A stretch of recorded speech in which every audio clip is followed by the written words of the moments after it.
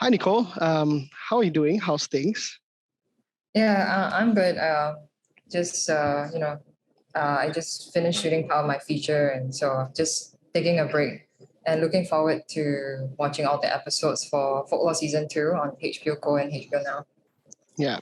So Folklore is streaming now, and so you directed the episode that's based in Singapore. So Folklore takes us on a journey of let's say different stories, different countries, and yours is based in Singapore. Now, before we begin on the episode itself, I wanted to ask you a little bit on your take of what do you think sets Asian horror apart or creepiness apart from the Western counterparts? It's a very different taste and flavor profile, I would say. What's your take on it? How do you think the Asian horror is different? I think Asian horror has calls to a more primal part of evil and the darker side of human nature. Not to say that Western horror isn't frightening, because I really love a lot of Western horror films, but I think a lot of horror films in the West tend to draw from like the Catholic faith, exorcisms, the devil.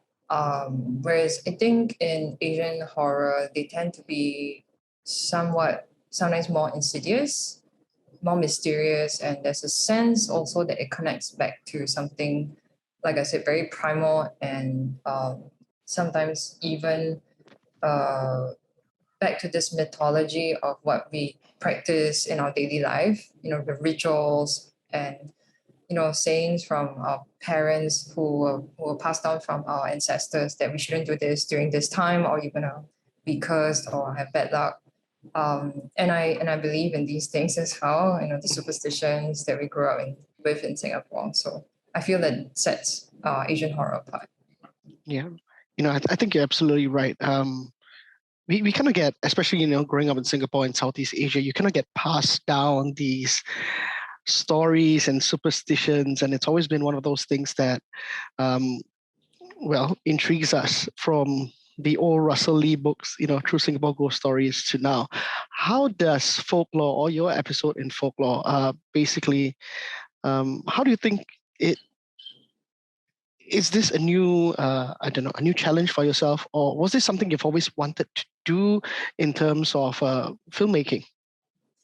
I think I've always wanted to explore horror, and this particular genre always appealed to me. I think it's just I've made short films where there's elements of the supernatural, but not full-on horror yet. So it is a bit of a first for me, but yet at the same time, I think I've been sort of imagining it for some time already, and I think with the challenge that I had, it was exciting to make it and shoot it.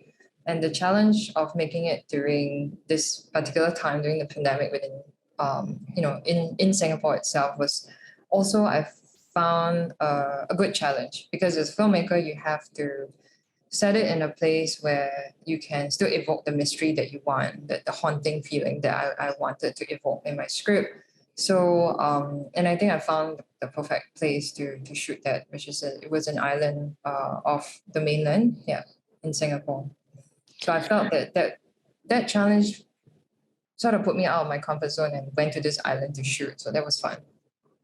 Yeah. Great, yeah, and yeah, I mean, we tend to forget. Aside from the cityscape of Singapore, there are still some creepier parts to the island that we don't always see.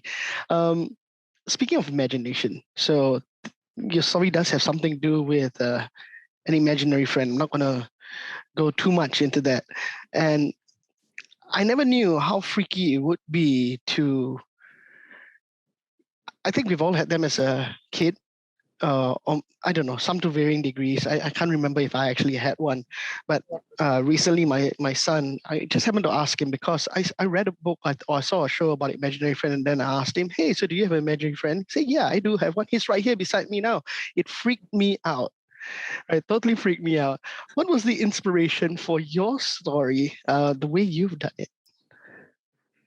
Actually, years ago, I was on a different island in Singapore. This one was Pulau Ubin. I was wrecking for another project I was shooting, and I remember it was during 7 month and close to 7 month actually, a week from 7 month. As we all know, Hungry Ghost Festival, and then I became friends with this old man who would, he's like we call him like the ball whisperer. There's a lot of wild balls, and he would whistle, and the balls would come running. So we went to this more rural part of Pulau Ubin, and he said, please stay away from this particular shore because during 7 month, a lot of the spirits get washed up from the sea and they are vengeful and they're looking for people to follow. So I felt that in Singapore, we are a very small island, but all our beaches are haunted. No matter what people say, like whether this is clean or dirty, I feel sometimes also the presence of these sort of things at night. So I wanted to set it on one of the beaches, and it was very much about this sense also of our past, which is actually quite bloody. Yeah, of all these killings that took place or deaths. So I felt that it was also part of Singapore's history, which I actually am quite intrigued by. Yeah.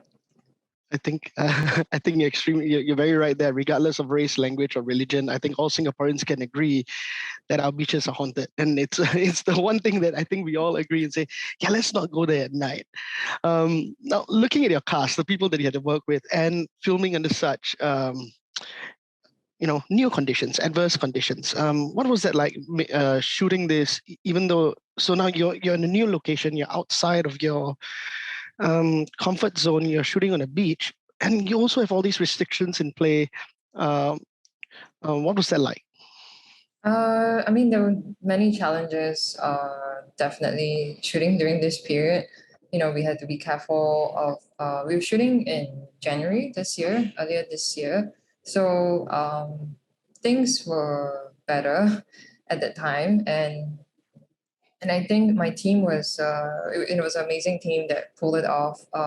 We observed all the protocol that we had to follow with like zoning, and I think that helped to give us the sense also that we were safe and protecting the cars during this pandemic.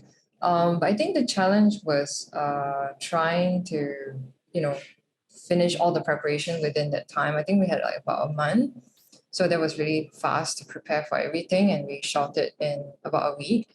Yeah, so I think in terms of challenges, I think I embraced the challenge. I spent a lot of time rehearsing with my actors before that, so that we had time to explore ideas. Because once we shot, it was quite rushed. We had to finish, otherwise we wouldn't be able to finish in that day. But I think going to the island was tough because we had to bring all the gear, and everyone was, carrying equipment, and it was the island itself didn't have power. It didn't have electricity. So or I don't think, yeah, it didn't have any electricity. So by a certain time we had to rely on the generators for lights, even in the toilet. So safety, everything was tricky. I think I learned something also about shooting on islands is that the tides are very unpredictable. So even though we studied the tide chart to make sure we knew when it was high tide, low tide, um, it was something that didn't go according to plan on one of the days. But in the end, we managed to pull off the scenes. Yeah. Right. Did you ever feel like someone was playing a fool with you while you were shooting? Any creepy incidents that happened while, which you thought, no, you know what, let's just go with it. Um, there was thankfully no, because we prayed a lot before the shoot. I'm rather superstitious. So I always pray, offer incense and make sure that we also respect the space that we are shooting in. But actually, it was not during the set, but when we were cutting the film, something kind of creepy. We heard something creepy in the offline cut. It's like children laughing in the scenes that in the scenes in the swamp, Right. and where the creepy scenes, and my editor and I were like, what is this child laughing in the background that we do not know? So that was something that haunted the edit, and I think later on we think we resolved it, that it could be from somewhere else, but that was very creepy. Any plans to go back and confirm? I mean, I kind of know the legend of that particular island, so I think that yeah. Yeah, I don't think you need to confirm it. I don't think you need to I confirm don't it. think I want to go. Yeah. Yeah. All right. So for about yourself now, I mean, I know we're going to wrap up, but yourself now, what other projects can we look? Are you working on that you think? What's next coming from you? Yeah, so like I mentioned, I just finished shooting the Singapore portion of my first feature film. So this is something that's been in the pipeline for 3 to 4 years now, actually. Been delayed by the pandemic. It's titled Last Shadow at First Light. And this is something I'm really, really proud of and looking to share with the audiences either next year or early 2023. Yeah, so this is something I plan to finish by next year. And it's something that I've been writing for about 3 years now, 3.5 years. Yeah. So I think I wrote both the excursion and this during the circuit breaker period. So it was very intense, and at the same time also I feel that there's definitely thematic things that are parallel with my folklore episode that I can't wait to share with the audiences. Fantastic! I can't wait to watch it. I've seen folklore, and yeah, like I said, there's something about Asian or Southeast Asian horror that I feel is just different. Maybe it's the connection that we have from young with spirits, and we always thought to respect the spirits, and I think every culture that you grew up with has its own thing, and it comes from a place of respect, and then it goes into fear, right? So Nicole, thank you very much for joining us today, and wishing you all the best. And folklore looks amazing. Thank you. Thank you. Thanks, Ed. Bye. Bye. Bye.